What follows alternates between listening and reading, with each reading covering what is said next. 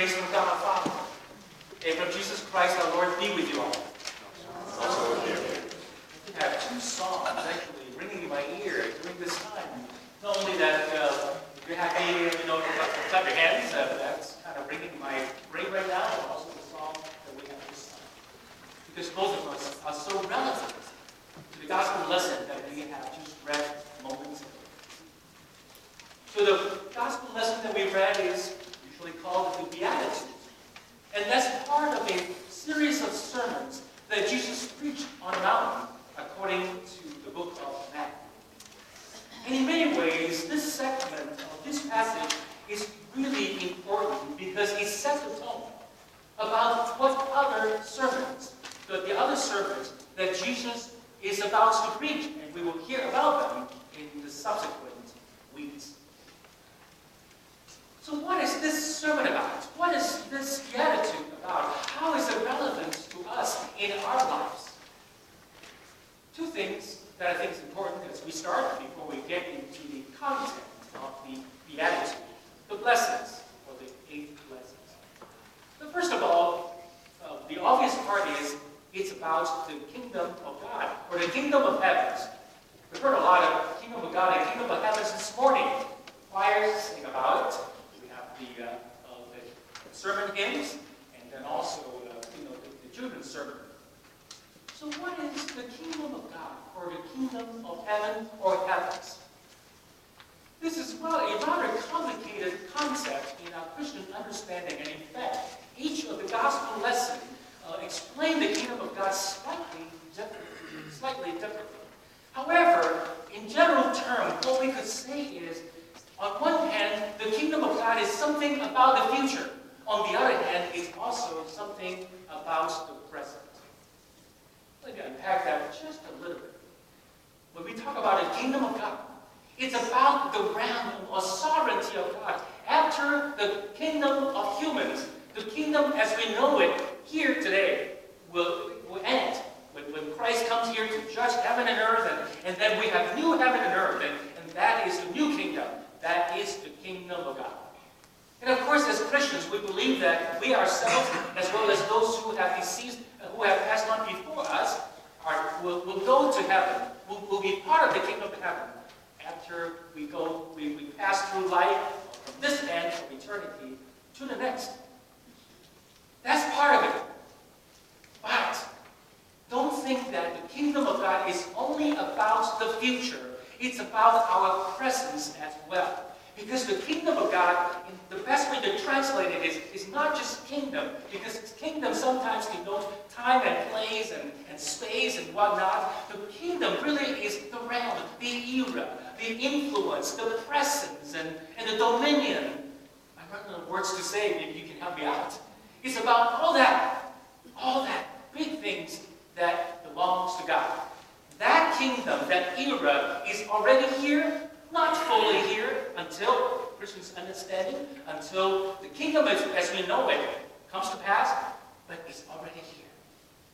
In chapter 4 of the book of Matthew, something that we preached about last week, Jesus' first sermon, or his inaugural speech was, turn around, repent, because having been at hand, having come near, is the kingdom of heaven. So what Jesus is telling us is, people, wake up. The good news is, we don't need to worry about the world as it is.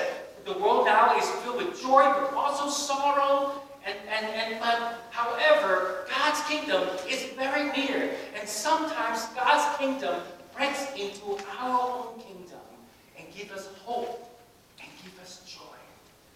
That's what we're talking about when we study the Beatitudes, the passage in front of us.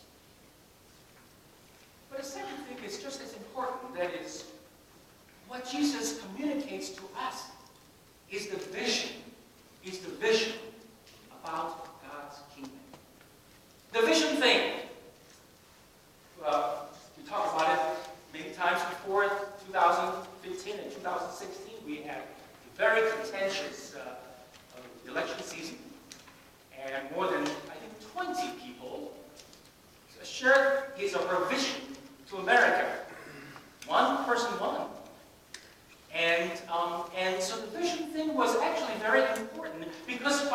by sharing his or her vision and by getting buy-in from our common folks, from the voters, as country as a whole, decide on which vision is the vision that represents the nation.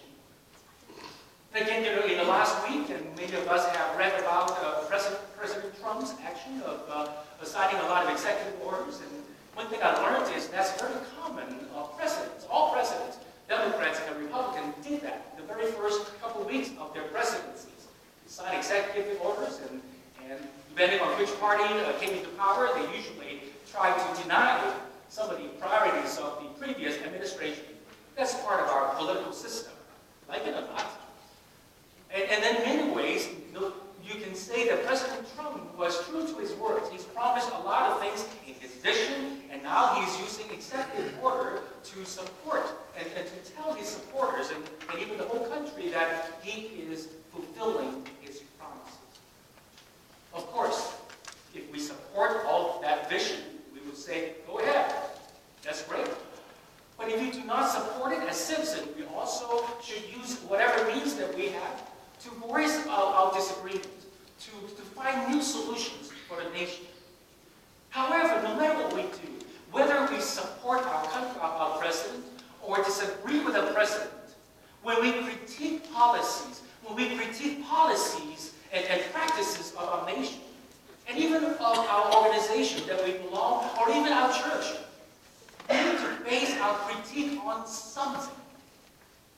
And I hope that the Beatitudes that we studied today will give us some kind of guidance as to what ground, what criteria, what fundamental principles on which we want to launch our support or critique of anything around us.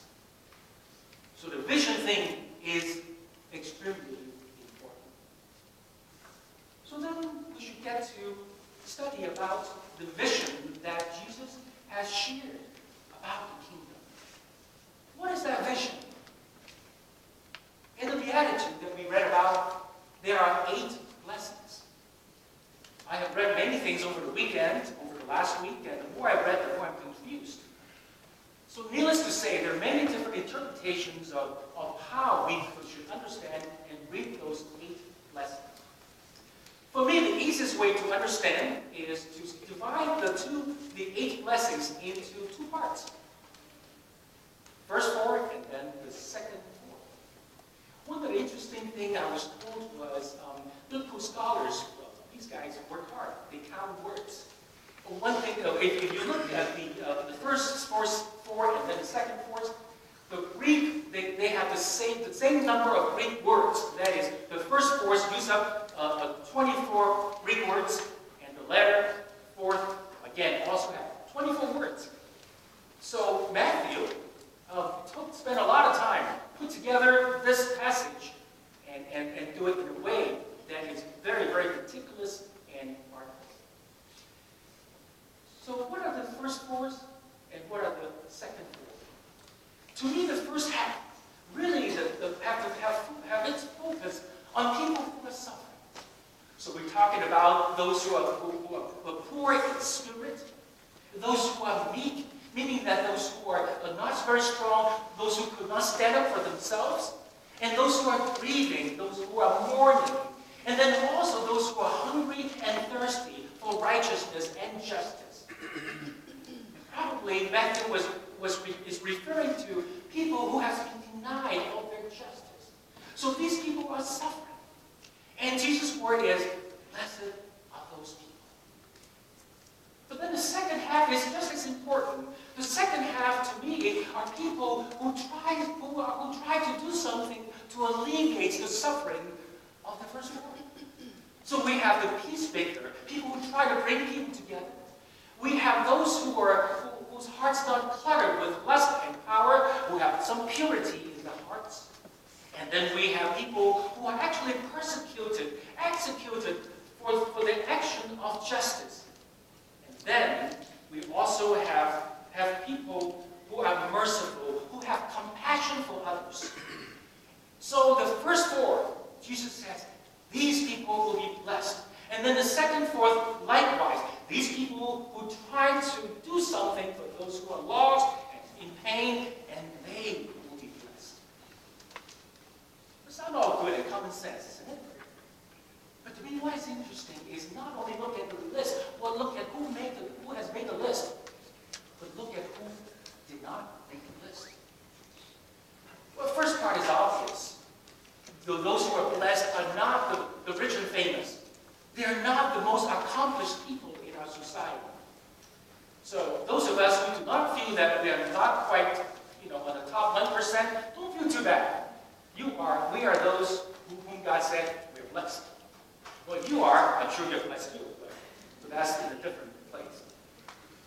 Now, the other thing too is Matthew is also talking to church. Who are the successful people in the church? Well, the people who bring in a lot of members, the evangelist guru, right? I mean, those who are and also the sinless people, those righteous people. Do they make the list? I can see it. Not that they're not important, but in Jesus' eyes, in God's eyes, they are not necessarily the one who are exceptionally blessed, if you will. Then goes to the word blessed. I think Marianne is exactly right. Blessed in Greek, at one level, means happiness. But there's a problem with that. How could anyone who is poor in spirit, who could not even have any joy, feel happiness? How could anyone who is weak, who cannot stand up for herself and himself, have happiness? And also, how can anyone who has compassion for people, but somehow their good deeds are not rewarded accordingly, but instead being persecuted and even executed? And same thing with peacemakers. Have you ever seen a peacemaker get praised from both sides? Anywhere? Anything that we try to do, try to alleviate human sufferings, cause a lot of issues, and sometimes there's no reward on this earth. And like, of course, when we're in the middle of suffering, we do not give happiness. So what does that mean when Jesus says, blessed are, happiness are these people, God bless you? What is Jesus talking about? And for me, one of the best ways to explain the word blessedness is the word value. To me, I think what Jesus is trying to tell us is precisely when we are suffering, that's the time when God values us most. And precisely when we are really trying to alleviate human sufferings, no matter how successful we are, no matter how skillful we are, it doesn't matter. After all, was Jesus a success story? Let's be real. What did he end up with? On the cross. That's not success. That's utter failure. But the good news for all of us is precisely when the world thinks that we are not successful, we don't quite cut it, we are suffering. And again, another thing is, Jesus didn't say those who are poor in spirit but are actually very righteous will be blessed. Did Jesus say that? There's no qualifiers. So precisely when the world feels that we are not quite cutting it, Jesus tells us, you are the one God truly values. And that's the good news for all of us. Why we know that that's the good news for all of us? That's certainly not the practice of this world. But from time to time, it's important for us to cherish, to remember when God's kingdom breaks into our world, when we do see those 8 blessings at work in some mysterious ways in our lives. And it's people of God. I hope that we could bring up those stories, research those stories, and cherish those stories, either in our lives or in other people's lives, because that's the way for us to enhance our faith, to strengthen our courage. This one I'd like to mention today is a story that I heard about a couple of years ago. Many of us might remember the 1993 Oscar-winning movie, Schindler's List. My German's not that great. I mean, I think that movie won many, Steven Spielberg movie, won many Oscar, and rightly so, that I've seen it more than once. And every time I saw it, it's still very heartbreaking, and the evil of human genocide is. And then, of course, redemption, if you will, from some courageous people is worth mentioning. And I found a couple years ago that Schindler was not the only one doing what he did. A Japanese by the name Shun'en Sugihara did similar things in 1940. Has anyone heard that story before? Good, I can say it here. So Shun'en Sugihara, let me just call him Sugihara, was an official of the imperial Japanese government, and he served in the foreign service of the Japanese government at the time, both before the Second World War and during the Second World War. He was the vice consul in Lithuania in 1940. Now, some of us may remember the history at the time in 1939 and 1940. Germany had already started that evil act of genocide, and rounding up Jews and putting them in the gas chamber. And so many Jews from Poland and Eastern Europe tried to get out of the place. And Lithuania, I didn't know that until I did the research. 1/3 of the population in Lithuania at the time were Jewish. So many people were trying to get out. These are refugees. But getting out was not that easy, and as they tried to get visa, no country wanted to issue visa. At the time, it was still in a very tenuous place in the world. So Gihara saw the sufferings of these Japanese.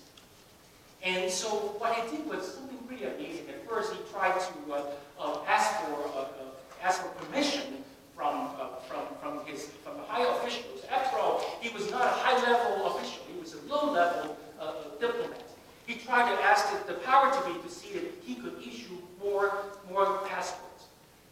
And then the answer was, I don't know exactly what the answer was, but the answer was very confusing. So around July and August of 1940 rather, he said to himself, I'm going to do something. So what he did was he worked like mad to issue visas. And what he actually had done was each day he would issue the number of passports, the visas, the amount that they normally would do in a month. And he did it truly. He did it in a very challenging way. And then at the beginning of September, just a few months later, because of the war, the Japanese consulate has to be closed, and he had to leave on September 4th. According to witness, even at that moment when he was leaving, and literally when the train was leaving the platform, he was still signing visas. He would be signing visas and throw those visas onto the platform. And in fact, one thing that he did was pretty remarkable was he would put the stamp of the Imperial Japanese seal on a blank piece of paper and sign his name, and let whoever picked up that piece of paper to turn it into visa. And nobody knows exactly how many visas he actually had signed. According to the Roosevelt Center, he probably signed about 6,000 visas. Now, each visa is for the head of household, so 6,000 turned into many, many more people. According to the Roosevelt Center, he probably have saved up to like 60,000 people. Now, some scholars looked at that and say maybe not, because some of the Jews, after they have received the visa, could not get out of the country. So, but still, he saved many people. You know, good deeds are always unrewarded. And afterwards, I think he has to resign from his post in the foreign services because of the incidents in Lithuania. And then after the war, he was actually imprisoned in the Russian camp for a year and a half. And after that, he returned to Japan and had to sell light bulbs for living. His young son died at the age of 7. And then finally, I think he worked at an export-import company because of his excellent skills in Russia. So nobody talked about it until many, many years later. But finally, thank God, in 1986, he finally received the Righteous Among the Nations Award by the government of Israel. I remember Oscar Schindler received the same award. So he's an unknown figure. People would simply try to do that which is right. And then in 1986, 85 or 86, just a year before he died, somebody interviewed him and asked him, "Why did you do that?" This is what he said. He said, you want to know about my motivation, don't you? Well, it is the kind of sentiments anyone would have when he actually sees refugees face to face, begging with tears in their eyes. He just cannot help but sympathize with them. Among the refugees were the elderly and women. They were so desperate that they went so far as to kiss my shoes. Yes, I actually witnessed such scenes with my own eyes. Also, I felt at the time that the Japanese government did not have any opinion in Tokyo. Some Japanese military leaders were just scared because of the pressure from the Nazis, while other officials in the Home Ministry were simply ambivalent. So he went on to say, so I made up my mind not to wait for the reply. I knew that somebody would surely complain about me in the future, but I myself thought this would be the right thing to do. There is nothing wrong in saving many people's lives. The spirit of humanity, philanthropy, neighborly friendship, with this spirit, I venture to do the right thing. I really believe that in the story of Zachariah and the many Jews whom he helped, we saw the imprinting of the kingdom of God. People of God, do we have that courage? Do we have that incentive to live as what Jesus has encouraged us to live? That is, when we are in sufferings, have that faith that God's kingdom will come to us soon.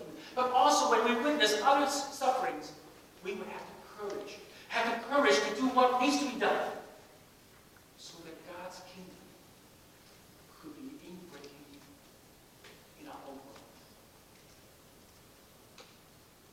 Maybe that's why we keep praying every time we do the Lord's Prayer.